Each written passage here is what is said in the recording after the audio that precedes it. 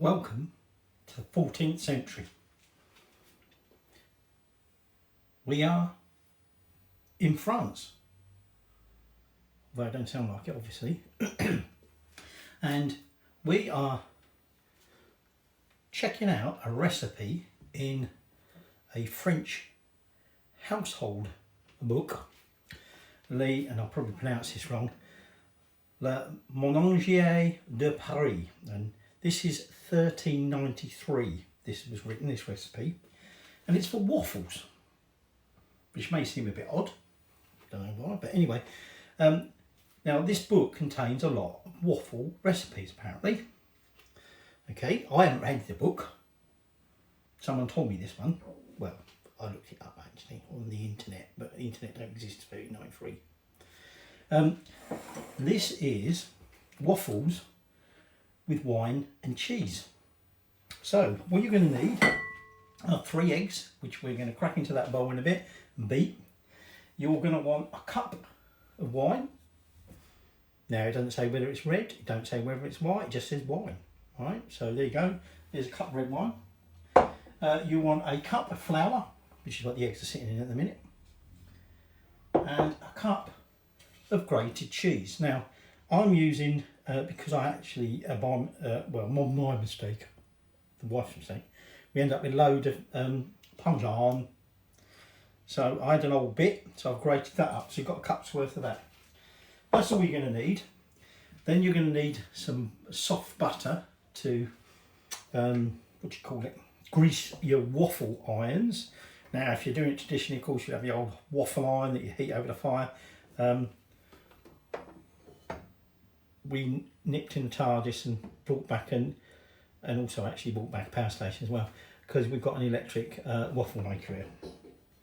But we don't need that just yet. Okay, what we're going to do is we're going to start off by getting the eggs in here and beating them. So there's my eggs, and I'm just going to use a whisk just to beat them up. Okay. And then we're going to make it look a really funny colour, because we're going to take that cup of wine, we're going to pour that in there, and we're just going to beat that in as well. Now, the way the recipe reads, it suggests that the cheese is actually slices of cheese between the waffle. Now, whether they meant you made your waffles, but the way it reads, it doesn't. But whether they, because it talks about use a waffle and then a slice of cheese and a waffle on top, and then effectively cook your waffle. So that's going to be a bit difficult to do that. That's why we're going to grate it and we're going to add it. Now, what we're going to do is we're just going to add that flour, and we're going to just mix that flour in a little bit at a time. Okay.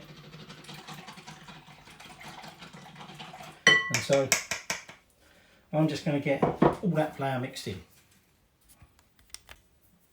Right, so that's the flour all in there. Okay. So now we just take that cheese. Like I say, that's Parmesan.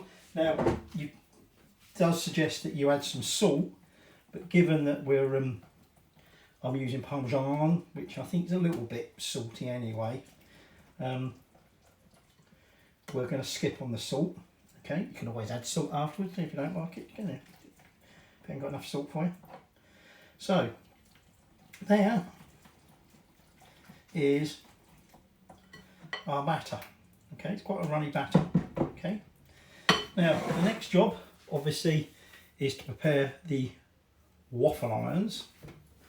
Okay, now for that I'm gonna obviously want to turn it on and get the plates hot, and then I'm gonna, when that's done, we'll liberally brush them with some softened butter, because we don't want this stuff sticking, and there's cheese in it and it probably will. So I'm going to take a ladleful, although we're not going to use the whole ladle. Okay, and I'm just going to then pour a couple of tablespoons, if you like, of this batter into each one. Okay, there's a little bit more to that one, I think. And then we're going to close the lid and we're going to cook it for 5 minutes. I'll just turn the hourglass over. Okay, so 5 minutes time, we'll check it out. So we're still cooking at the moment, but here's the first one out, cool down now.